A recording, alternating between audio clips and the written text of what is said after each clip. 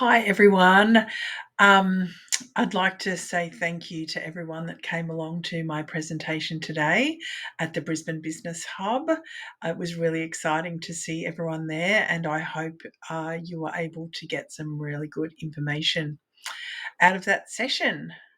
So, one of the things I did neglect to do today in that session was to pay my respects to uh, the traditional owners of the land on which we met today. So I would like to do that now and acknowledge elders past, present, and emerging, and also acknowledge the traditional owners of the land on wherever you are today as well.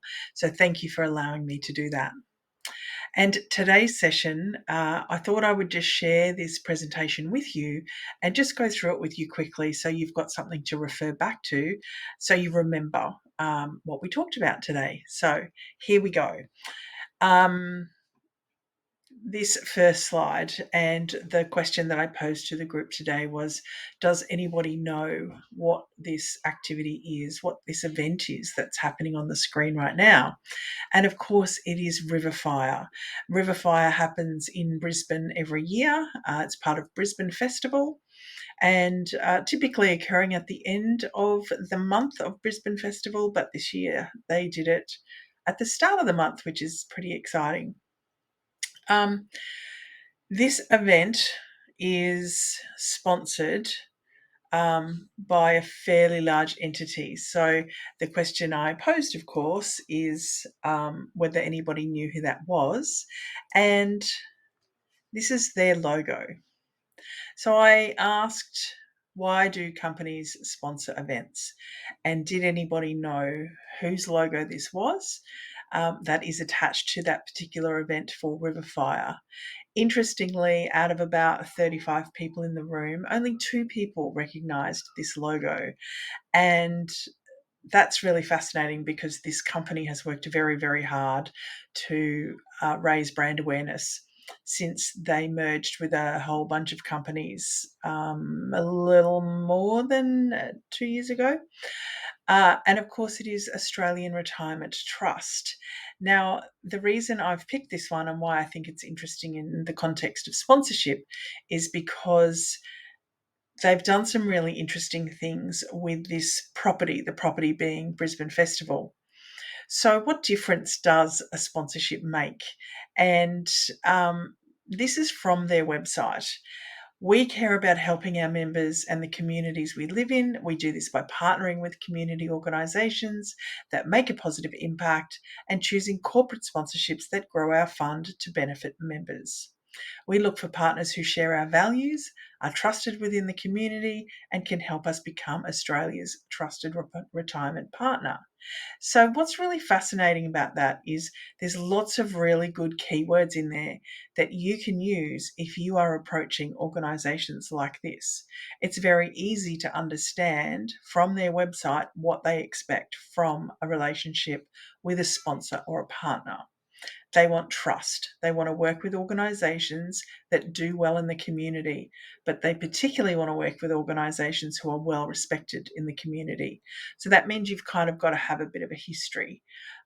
So that tells me they want to work with people that have been running their event for quite some time or running their activity for quite some time and are now looking for some different sponsorship for them. So the logo, as I said, Australian Retirement Trust. And what's really fascinating about this is they sponsored River Fire, and every single person in the media referred to it as Australian Retirement Trust River Fire. Not River Fire, Australian Retirement Trust River Fire. Now, I know a lot of media won't talk sponsors. Um, Sometimes when it's naming rights or it's so embedded in the event that can't be separated. It's the partnership is that strong, but typically they don't. mention the sponsor at all. And this is a really interesting scenario because every single person called this the Australian Retirement Trust River Fire. So whoever looks after the sponsorship in that organisation is obviously doing a very good job to make sure that everybody recognises that they are the sponsor of this particular event. But the next fascinating thing I find about this is that normally organisations benefit from the exposure of the event. Now, I said in the room today, logo recognition is the last thing on the list.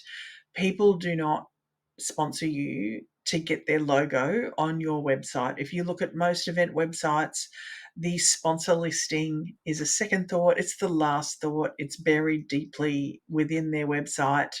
Nobody notices the logo. And if you are buying sponsorship for logo placement, you are wasting your money.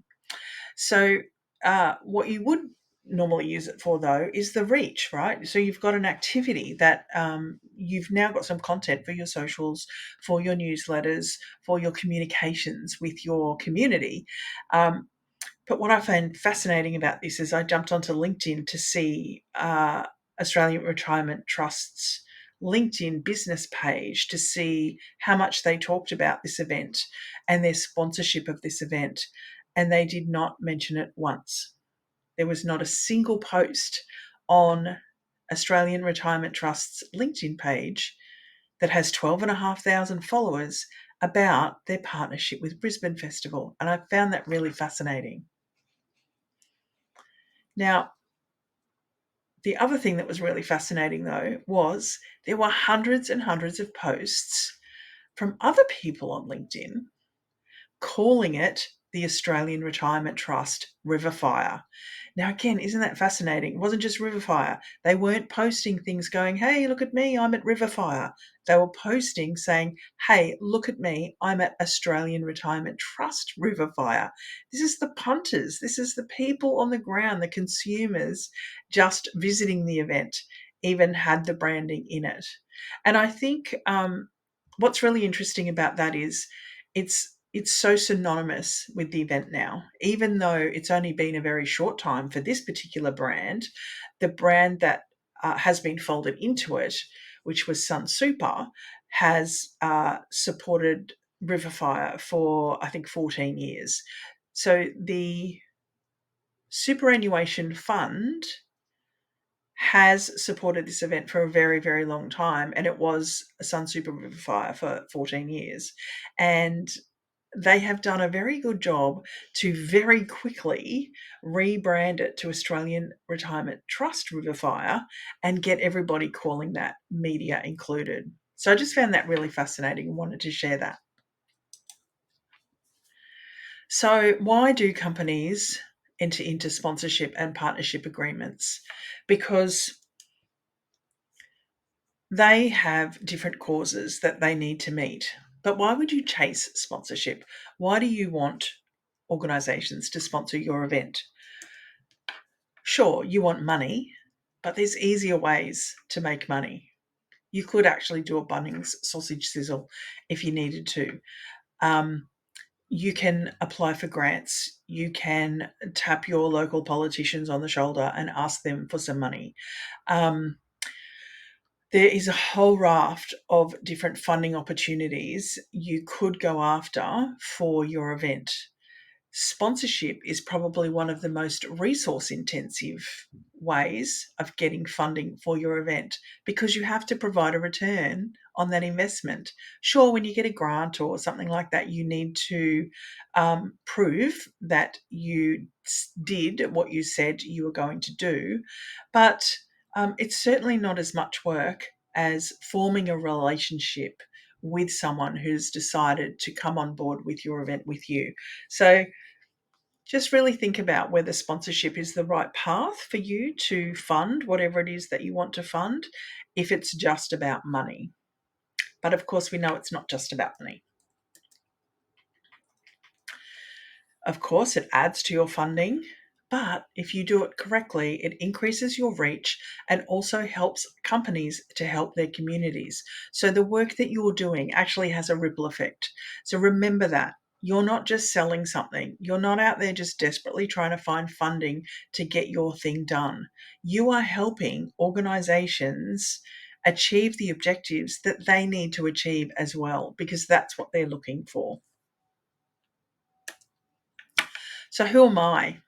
I'm Sally, and I am very passionate about showing creative communities how to gather more effectively. I have a course called the Ultimate Event Planners Course, and it is a 6-month coaching program. But I also have a nice little short 6-week course that I deliver with you hand in hand that is coming up in October, and that will give you all the fundamentals you need to produce your own event. And yes, one of the bonuses is certainly talking about sponsorship. So I just want to share that with you, that there is opportunities to work with me further if you need be. So the keys to a successful partnership. Now, I just want to pause this for a minute and talk about the difference between in my view, the difference between a sponsorship and a partnership. So a sponsorship to me is something that occurs ad hoc, maybe once a year. It could certainly be a 3-year partnership or something like that, or it happens every year, but it is for one event or one activity or one team or one part of a business. Whereas a partnership is more about an investment in either your property or you into that business. So a partnership is more about um, supporting an entire program, for example, supporting the likes of a an industry, something like that. Examples of partnerships are things like naming rights on stadiums. So if it's synonymous, like so now Australian Retirement Trust is synonymous with River Fire. So that is a partnership because you don't think of one without the other. Suncorp Stadium is another one. It's Lang Park, but it's actually Suncorp Stadium. I remember when they changed the name of the stadium for the Matildas, and I don't know if anybody noticed that. They did change the name for the Matildas, and I found it quite jarring. I was a bit like, oh, where's that? What stadium are they talking about? Hang on, isn't that Suncorp? And it was only that I'm in the game that I realised, oh, they've actually changed the name of the stadium because there's a different naming rights partner for this particular activity. So I found that really fascinating. So to me, a partnership is something that is program wide. It's a whole of organization, like it's much deeper. It really is a partnership. It's a full investment from one side to the other and the other side to that side as well. So without each other, this thing can't happen. That to me is more about what a partnership is. So, the keys to a successful partnership or sponsorship is understanding what assets you have. What do you own that is valuable to somebody else? What do you need as far as what's valuable to you that you need to produce your event, your activity, your sport, whatever it is? And how well are you able to execute the relationship? So, how well are you able to provide the benefits that you're promising any sponsor or partner that comes on board with you? And so, understanding these 3 things is what the return on investment is about. So if you really understand clearly what assets you have, you're very clear about what you need, and you know that you can execute this and build really strong partnerships with people, the return on investment for both of you is going to be exceptional. And that is what you're aiming for. If any of these are lacking, the return on investment starts to break down, and then it's much harder to engage with that sponsor or partner ongoing. Um, so again, I'll just repeat that. Knowing what assets you have and the value of those assets to organizations and people, what you need and how much that is worth as well, and then your ability to be able to manage this partnership and deliver on the promises that you make. And that is where the value of the return on investment lies. So we're going to get into the worksheet now. Now, if you haven't already downloaded the worksheet, that QR code that you can see on your screen that is on every single one of these slides, including the front slide, is where you will be able to download this worksheet from. It is fillable if you do it on a PC or a Mac. Unfortunately, it's not fillable though if you do it on an iPad or a phone or Android or Apple device other than a PC or a Mac. Unfortunately, that's an Adobe quirk. But you can certainly do that on your computer. So when you get this worksheet, you will see at the very top there is 4 things that I'm very passionate about that are the fundamentals to everything. Regardless of what you're using this worksheet for. Now, if you've worked with me before, you will have seen that I use this worksheet, the Idea to Launch worksheet, for an event, to take my event from idea to launch. Last week, I presented at Australian Festival Industry Conference, and I used this worksheet to present the 5 building blocks for a successful festival. I've also used this worksheet for project management in councils where I have delivered how to take your project from idea to launch.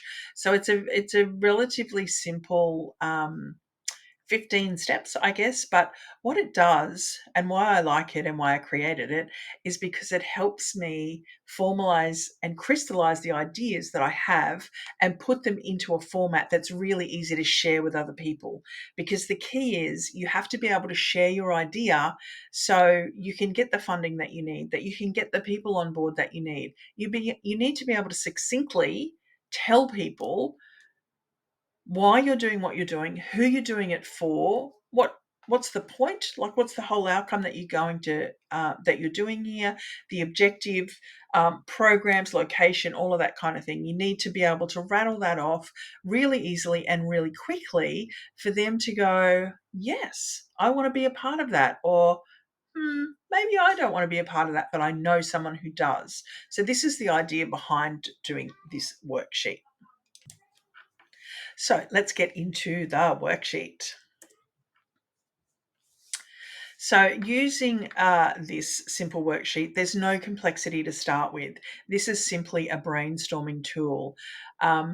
You don't need to write an essay. You only need to write a couple of lines in this worksheet, and it's a really good idea to brainstorm with other people as well. So let's get a start. So we're going to we're crafting our vision here. So we're articulating the event purpose, the audience, and the objectives. So that's the first thing that you're going to look at. So the purpose. Why is sponsorship something that you want to do here? And one of the traps you can fall into working on this worksheet is that you start to talk about your event or your activity, or you start to talk about your business or your business strategy. So I encourage you to notice when that happens and continuously bring yourself back to sponsorship. This worksheet is all about the program, like the sponsorship that you want and those partners around you, right? So you want to think about the purpose. Why is sponsorship important for your particular activity? Like I said earlier, there's easier ways to make money. So, what is the purpose that you want to garner sponsorship for this? If it's just money, is there other ways that you can attract funding to this event? Because, like I said, forming relationships with people requires work. Okay, you've got to, you can't just take the money and run. You have to build relationships with people and give them something back for that money as well. So, just take a couple of minutes and think about the purpose um, of why you're wanting sponsorship for this. And then the next thing you want to do is think about the audience. So, who are you serving? Now, keeping in mind that you're going to be sharing this information with a sponsor. So, you need to tell them why you want them. That's where the purpose is.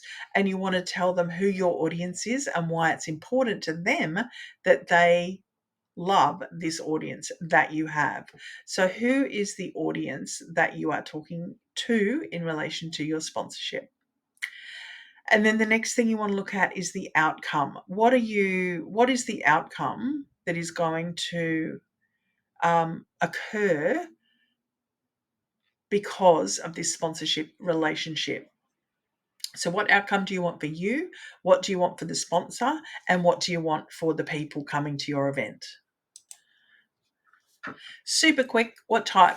What's the type of event, sport, conference? What type of activity is it that you are producing? That the person that you are talking to is going to be interested in. They know they need their question will be, "What are you doing?" And you need to be able to answer that question really easily. So, I'm putting on a conference. I'm producing an event. I have a festival. I've got a footy team, something like that. And then you need to put down the program. And again, this is just a couple of jot down a couple of points as to what does your program look like. So if let's say you're looking for sponsorship for a conference, you might say it's a 2-day conference. We have a keynote speaker. We have 14 concurrent sessions.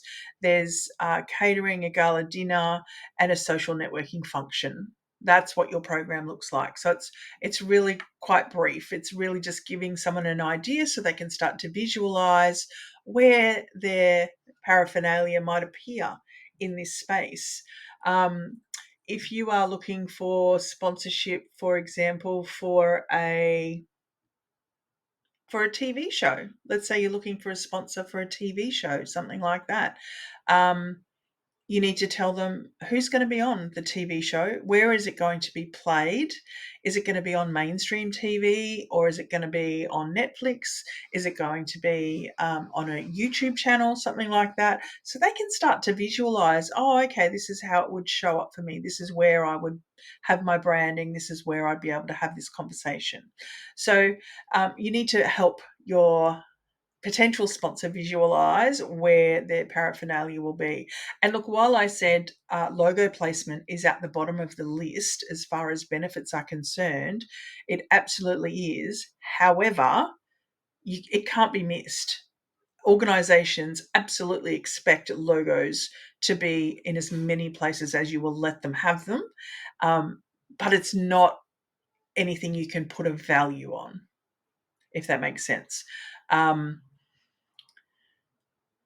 So people need to know that I've sponsored your event. I want my logo everywhere because I want people to know that you've sponsored it. But I don't see that as a value proposition that I'm going to hand cash over for. Okay, the location and the venue. So you need to give them an idea of where this is. If you don't have anything locked in yet, that's okay. You can just let people know your dream location where you would, where you expect it to occur. And then the next step you're going to take a few minutes on, this is your assets. So what do you own that you can loan to a potential sponsor? And what I mean here is thinking about, what do you have that somebody else wants? Do you have access to an audience that's a really hard to get to audience that you can talk about?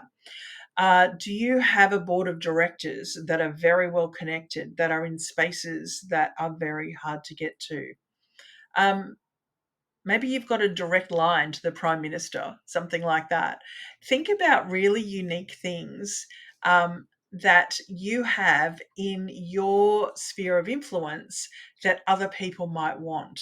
And it may not always be something that you can put a value on, but if you know the people that you're speaking with well enough, you can sometimes find really unique and interesting ways to build partnerships like this. And I think one of the most important ones that is often missed is this relationship building kind of activity. So things like having a sponsor function before your event, a half an hour get together. So the sponsor gets to meet the speaker personally, but the sponsors get to meet each other. You're the one who knows everybody. So build those connections, because that's the hardest thing to do.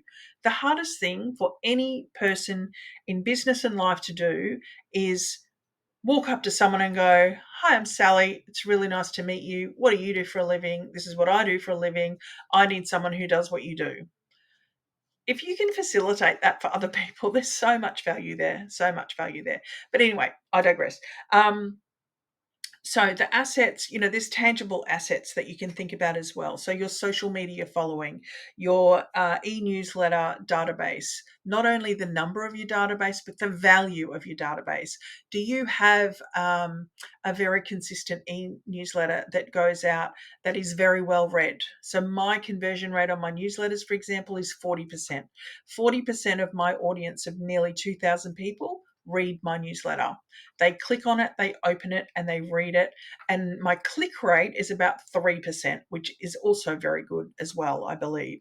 So even though those numbers aren't very high, I do believe they are above average. So have a look at your statistics. Have a look at the statistics of your website. Are you above average in relation to people coming and visiting your website and engaging with you there? And know those numbers. So when you are brainstorming who it is that you think you might go and chase sponsorship with, you know those numbers and you know if they're relevant to them. Know who your audience is and know whether that is something that is valuable to the person that you are chasing sponsorship from. So that's the fun designy part done. You've listed down your assets there now. And the next step we want to get to is page 2 of our idea to launch. And we want to start thinking about the value. Why this, why now, and why you? What's the point? Why would I choose you to invest my money in?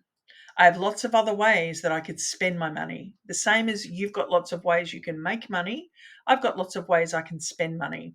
I can advertise in traditional media.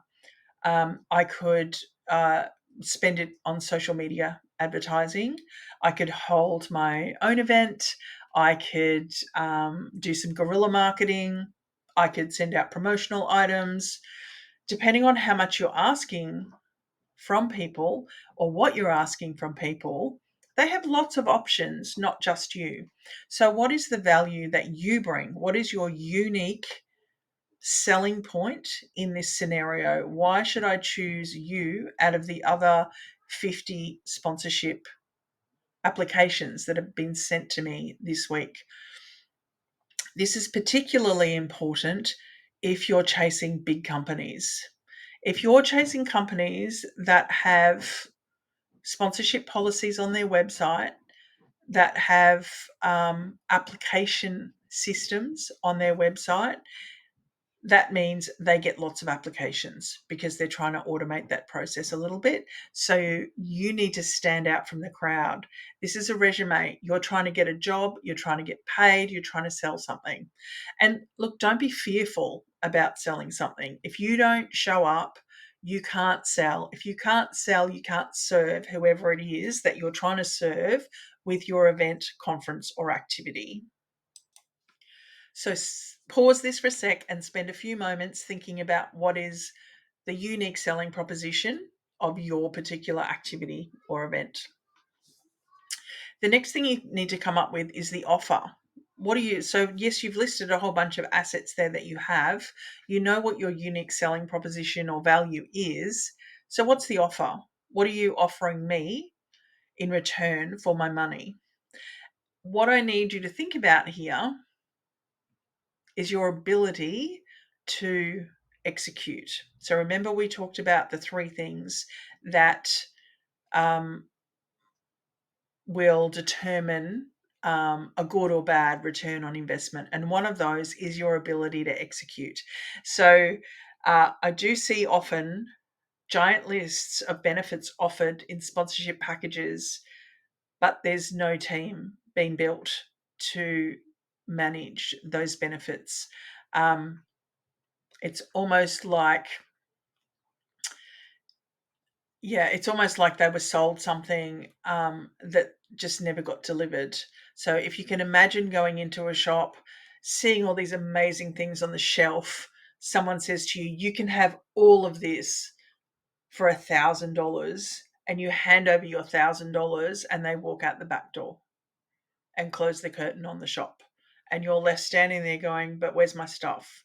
How do I get my stuff? And you have to, even if the stuff doesn't go away, but you have to go get it yourself. You have to go pick everything off the shelf yourself. You have to go build everything yourself because the person who sold it to you got too busy out the back of the shop. So I know that's a bit of a weird analogy, but it happens all the time. And it's not intentional, but people take the money and run, and they just forget. They forget to serve the sponsor. So make sure that you have mechanisms in place and people in place to look after those sponsors and partners. So you've come up with your offer. You know what you're going to be giving back in return. But what do you need? What do you need? So just brainstorm a couple of things that you need. And one way to understand what best you need is by looking at your budget. Now, if you haven't done my idea to launch for events workshop before, you might want to track me down on YouTube and find some of those things. One of those YouTube clips is about budget, and I talk about the different items that should be in your budget. So, this is how you figure out what you need. So, you're going to go through your line items in your budget and you're going to establish whether you need cash for it or you may be able to find something in kind. Now, in kind means they will give it to you in return for some kind of exposure, connection, whatever that return on investment is that I mentioned before. I encourage you strongly to work very, very hard to get the cash first because you can't pay for other things with in kind. You can't pay for alcohol in kind if you've got an event. You can't pay for a venue in kind. You shouldn't pay for MCs, performers, people who are helping you put this event on in kind. They don't need the exposure. None of us need the exposure anymore. Thank you very much. We're very, very busy. What we need is cash. We need people to pay us. So look at that list, and before you decide, oh, yeah, I know such and such who has that business, I can ask them to give that to me for free, consider what they've been through in the last few years and whether they are the right person to ask to give that to you for free. So just throw that little caveat in there. So, but think about what you need. So you've got your budget, you've got your list of items that you need, and then you can start to brainstorm who's in your network. That's the first place to start. Your sphere of influence, which is here, start to brainstorm who do you know in that space? Who does your board of directors know? Is there anyone that you can literally tap on the shoulder? Work together as a collective, understand what it is that you need, and then you can start to brainstorm who you might start to approach. But before you do that, looking at your um, offer, so looking at your assets and looking at what you need, you do need to figure out what they are worth as far as cash is concerned.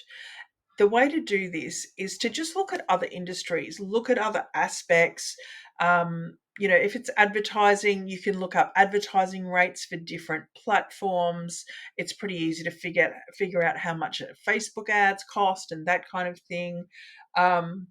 You can, Google's amazing. Google's got everything on there as to figuring out, what's the average cost of X. So it doesn't have to be explicit or accurate. You just need to know some sort of guide as to what's it worth, what you're asking for. So get quotes. So when you're going through your budget and figuring out, ideally you will have got budgets as you built that ideally you would have got quotes as you built that budget, and so you have a fairly clear idea of what you're asking for.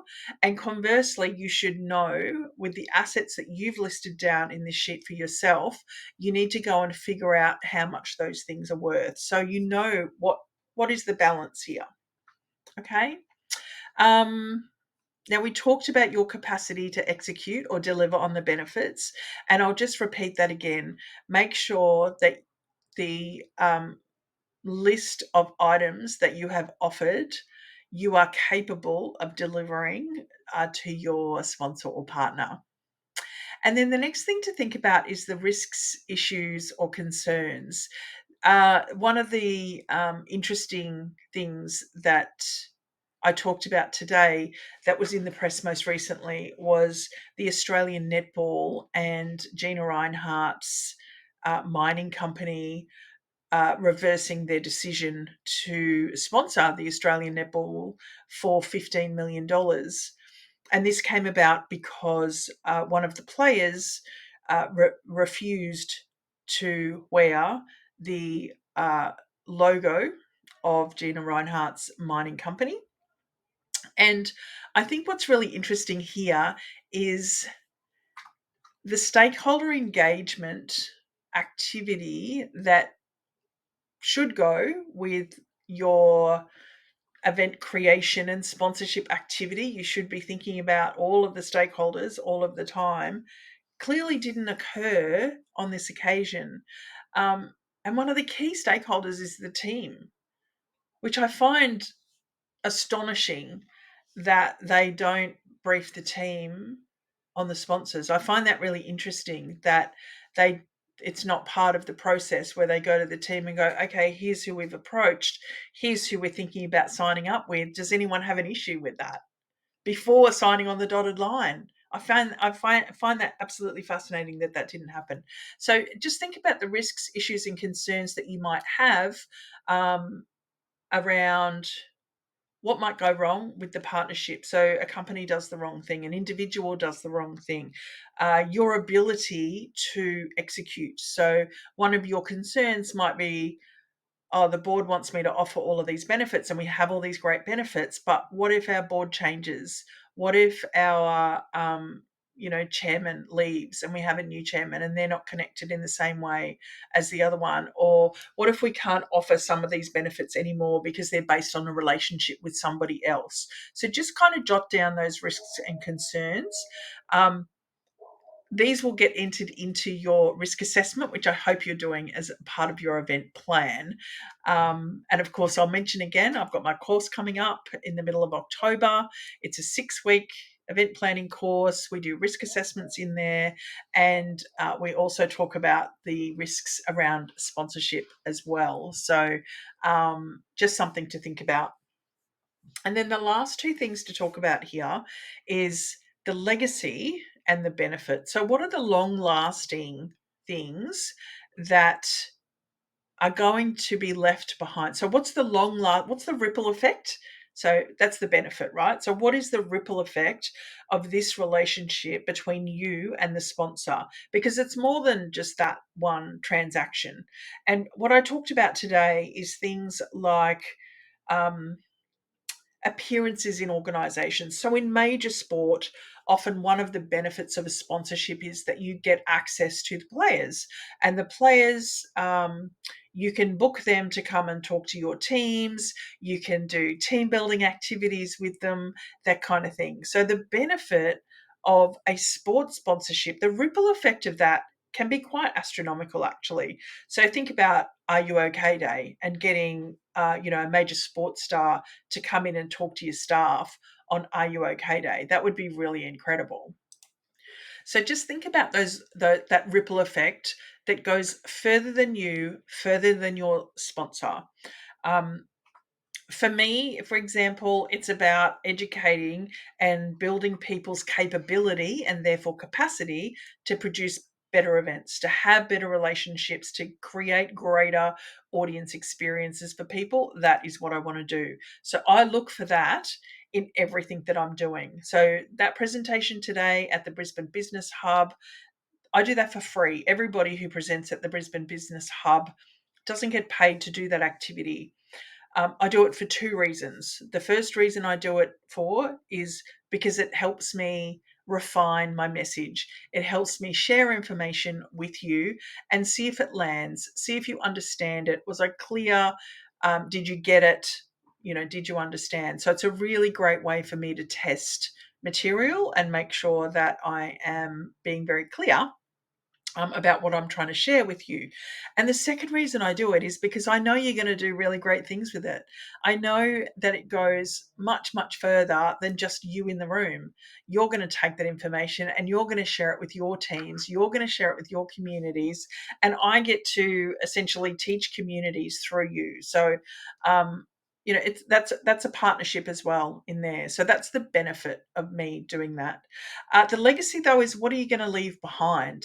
So what can someone else do with this information? Um,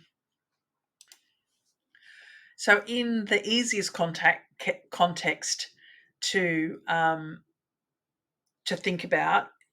They talk about legacy a lot in the Commonwealth Games, in the Olympic Games, that kind of thing. So the legacy of those mega events is often the venues that get left behind, right? So the venues, they use the funding to build an amazing venue to deliver whatever sport it is that they get to deliver, and then that venue gets left behind for the community to use ongoing. So that's the legacy, right? So think about, what can you leave behind that doesn't need you, it doesn't need the sponsor, but it's still going to benefit the community that you're working with ongoing. Something that I think is beneficial in this space is if you're running programs. So if say for example, I get funding from my local council for regional arts development fund, for example. Maybe I apply for a grant to them to put on some type of event in their local area. Part of that grant will often be, I am required to run a workshop in that community as part of that grant offering, and that will be, that information and that program and that system will be left behind for the community to use ongoing.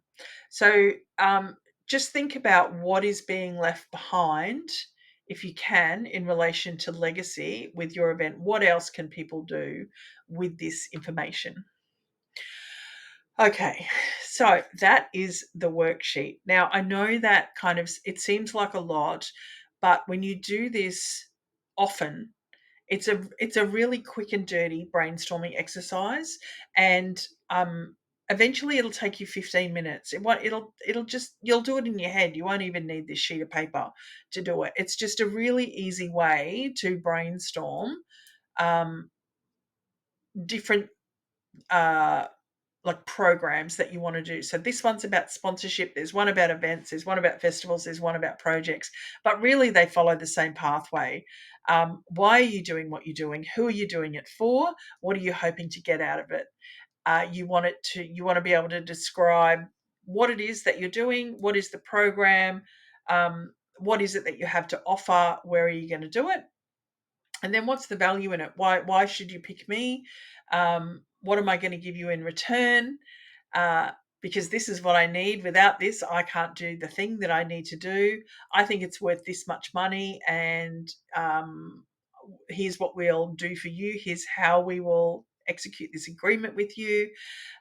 We are a little bit worried about X, Y, and Z, but in the long run, we think these are the benefits, this is the ripple effect, and this is what we're going to leave behind for you.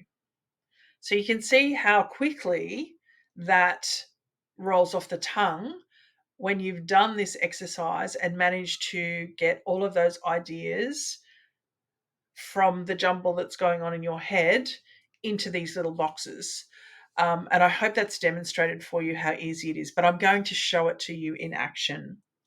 So this next slide here, and it might be a little bit hard to read, but you don't really need to read it, is essentially the information from those boxes transferred into what I would probably call a briefing document.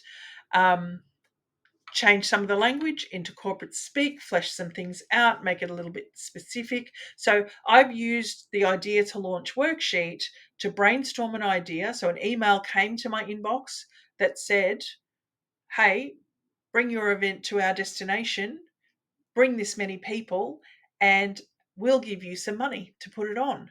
And I went, I think I could throw something together. I had the spark of an idea. I had the tiniest idea, but I used the worksheet to brainstorm it. I got to the end of the worksheet and went, "Oh, this has got legs. This isn't a bad idea at all." So then I spent another couple of hours just fleshing out a few different things, and I put it into this document here, and I sent it off to the person who sent me the original email and said, "I'm thinking about doing this. Do you think this is something that would get across the line in this program that you want to do?"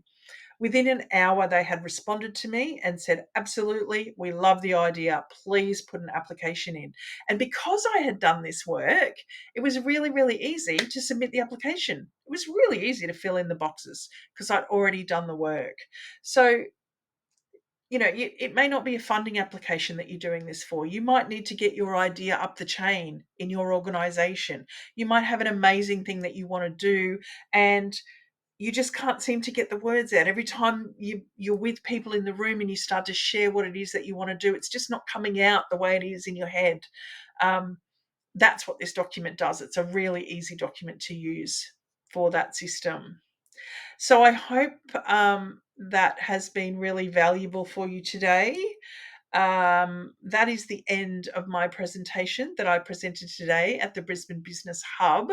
Please do stay connected with me. Sally Porteous is my name. You will find me everywhere on social media. I have actually just taken a bit of a hiatus. I turned all my automatic stuff off and just have had a little bit of a rest. But you will find me by name, Sally Porteous, on all of the platforms. And like I said, the course is coming up in October, and it's just a short 6-week course, but it's with me. It's online, but it's with me. So you'll have activities to do all week, but we'll start the week together, we'll end the week together, and I think it'll be really fun. And of course, sponsorship is part of that as well. So I hope to see you again sometime soon. It'll be a while before I'm back at the Brisbane Business Hub, but I am exhibiting soon at the Asia Pacific City Summit. So if you're going to that, please track me down there. And yeah, I've been out and about a lot this year, so I might see you at a networking event sometime soon. But I hope that helps you. Feel free to email me if you've got any questions, or like I said, track me down on social media. Thanks so much for taking the time to listen to me.